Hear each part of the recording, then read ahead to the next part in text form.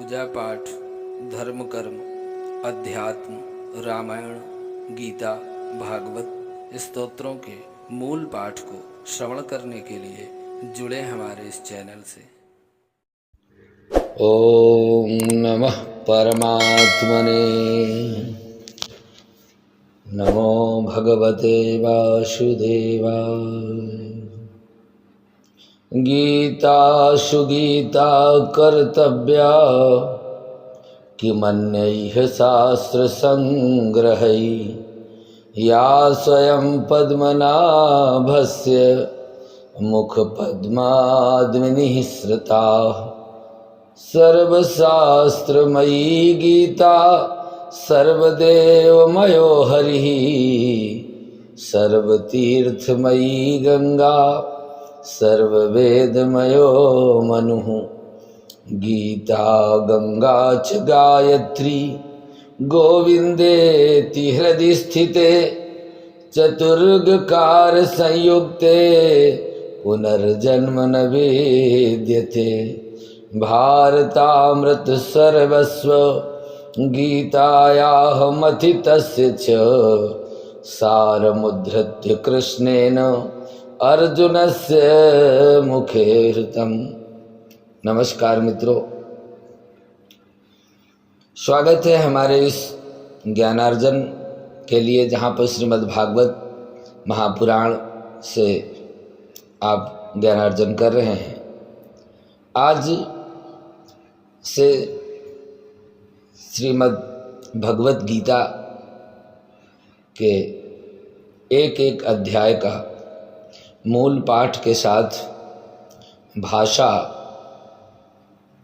भी देने का प्रयास किया गया है। आप सब लोगों की अभिरुचि को ध्यान में रखते हुए यह श्रीमद् भगवत गीता के जो मूल श्लोक हैं, मूल भाव हैं, अपने ज्ञानानुसार प्रकट करने का प्रयास करते हैं। कहते हैं कि अन्य शास्त्रों के संग्रह की क्या आवश्यकता है, केवल गीता ही भली प्रकार से यदि गान, पठन और मनन कर लिया जाए तो अन्य शास्त्रों से ज्ञान लेने की कोई आवश्यकता नहीं है, क्योंकि यह भगवान श्री नारायण विष्णु के साक्षात मुख कमल से प्रकट हुई गीता समस्त शास्त्रमयी है।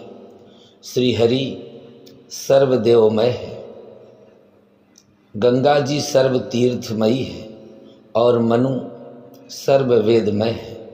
गीता, गंगा, गायत्री और गोविंद, ये चार प्रकार से युक्त जो नाम हैं, जिनके हृदय में बसते हैं, फिर उनका इस संसार में पुनर्जन्म नहीं होता है। महाभारत रूपी अमृत के सर्वस्व ग्रंथ से गीता को मथ करके मक्खन के रूप में प्रकट किया है। उसमें से सार तत्व निकाल करके भगवान श्री कृष्ण ने अर्जुन के मुख में प्रसाद रूप में देने का प्रयास किया है। क्योंकि कहते हैं कि श्री भगवानो वाच न बंधोस्ति न मोक्षोस्ति ब्रह्मैवास्ति निरामयम् नैकमस्ति न च द्वित्वं सच्चित्कारं विजृंभते।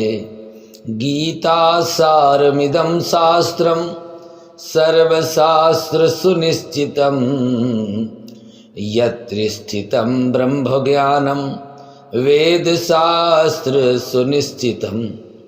इदं शास्त्रं मया प्रोक्तं गुह्य वेदार्थ दर्पणम् यः पठेत् प्रयतो भूत्वा स गच्छेत् विष्णु शाश्वतम्।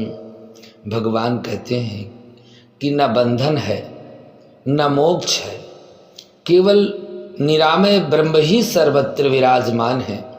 उन्हीं की सत्ता सर्वत्र है, न द्वैत है न अद्वैत है, केवल सच्चिदानंद ही सब ओर से परिपूर्ण है। गीता सारभूत यह शास्त्र संपूर्ण शास्त्रों द्वारा भली भांति निश्चित सिद्धांत है, जिसमें वेद शास्त्रों से अच्छी तरह निश्चित किया हुआ ब्रह्म ज्ञान विद्यमान है।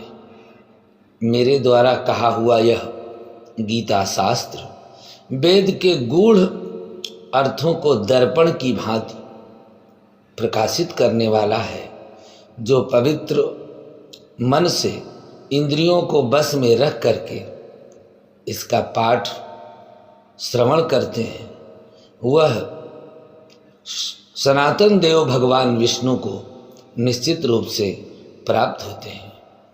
एतत् पुण्यम पापहरम धन्यम दुख प्रणाशनम पठताम श्रणमताम वापि विष्णोर्माहात्म्यमुत्तमम् अष्टादश पुराणानि नवव्याकरणानि च निर्मथ्य चतुरो वेदान् मुनीनां भारतं कृतं भारतो दधि निर्मथ्य गीता निर्मथितस्य च सारमुद्धृत्य कृष्णेन अर्जुनस्य मुखे धृतम् मल निर्मोचनं पुंसां गंगा स्नानं दिने दिने सकद्गीतांभसि स्नानं संसार मलनाशनं गीता नाम सहस्रेण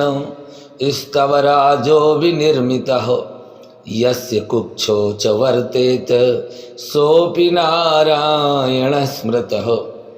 भगवान विष्णु का यह उत्तम महात्म्य जो गीता शास्त्र पढ़ने और सुनने वालों के पुण्य को बढ़ाने वाला है, पाप नाशक है, धन्यवाद के योग्य और समस्त दुखों को यह दूर करने वाला है। मुनिवर व्यास ने 18 पुराण 9 व्याकरण 4 वेदों का मंथन करके 1 लाख श्लोकों वाला यह महान ग्रंथ महाभारत की रचना की। फिर महाभारत रूपी समुद्र का मंथन करके प्रकट हुई गीता भी मंथन करके सार तत्व को निकाल करके भगवान श्री कृष्ण ने अर्जुन के मुख में डाल दिया है। जैसे चरणामृत मुख में डालने से पूरे शरीर को पवित्र करता है, गंगा में प्रतिदिन स्नान करने से मनुष्यों का मैल दूर होता है, परंतु गीता रूपिणी गंगा के जल में एक ही बार यदि स्नान संपूर्ण करने से संसार के मल को नष्ट कर देता है। गीता सहस्त्र नामों द्वारा जो यह स्तवराज निर्मित हुआ है, वह जिसकी कुक्ष अर्थात हृदय में स्थित हो, उनका मन ही मन स्मरण हो, वह भी साक्षात नारायण स्वरूप कहा गया है। सर्ववेदमयी गीता और सर्वधर्ममयो मनु सर्वतीर्थमयी गंगा सर्वदेवमयो हरि पादस्याप्यर्धपादं वा श्लोकम श्लोकार्धमेव वा नित्यं धारयते यस्तु समोक्षमधिगच्छति कृष्ण वृक्ष समुद्भूता गीतामृत हरित की तो मानुषै किम न खाद्येत कलौ मल विरेचनी। तो गंगा गीता तथा भिक्षु कपिला स्वस्थ सेवनम वासरम पद्मनाभस्य पावनम किम कलौ युगे गीता सुगीता कर्तव्या किमन्यै शास्त्र विस्तरै या स्वयं पद्मनाभश्च मुख पद्माद्विनी श्रुता आपदम नरकम घोरम गीताध्यायी न पश्यति। गीता संपूर्ण वेदमयी है, मनुस्मृति सर्वधर्ममयी है गंगा सर्व तीर्थमयी है तथा भगवान विष्णु सर्वदेवमय है। जो गीता का पूरा एक श्लोक, आधा श्लोक, एक चरण अथवा आधा चरण भी प्रतिदिन हृदय में धारण करता है, वह अंत में मोक्ष को प्राप्त कर लेता है। मनुष्य श्री कृष्ण रूपी वृक्ष से प्रकट हुई गीता रूप अमृतमयी हरितकी का भक्षण क्यों नहीं करते, जो समस्त कलिमल को शरीर से बाहर निकालने वाली है। कलयुग में श्री गंगा जी, गीता, सच्चे सन्यासी, कपिला गौ, अस्वस्थ वृक्ष का सेवन और भगवान विष्णु के पर्व दिन अर्थात एकादशी, इससे बढ़कर के पवित्र करने वाली और क्या वस्तु इस संसार में हो सकती है। इसलिए अन्य शास्त्रों के विस्तार से क्या प्रयोजन, केवल गीता को ही अपने जीवन में पठन में, गान में और ध्यान में रख लिया जाए तो फिर गीता स्वाध्याय करने वाले मनुष्य को आपत्ति और घोर नरक का कष्ट नहीं देखना पड़ता है। इसलिए मित्रों, यह गीता का अद्भुत ज्ञान आपकी सेवा में अध्याय के रूप में क्रमशः प्रस्तुत है। आज हमने महात्म बताने का प्रयास किया है। आज के लिए बस इतना ही। अगले भाग में आपको प्रथम अध्याय का भाष्य मूल पाठ लेकर उपस्थित होते हैं। नमस्कार।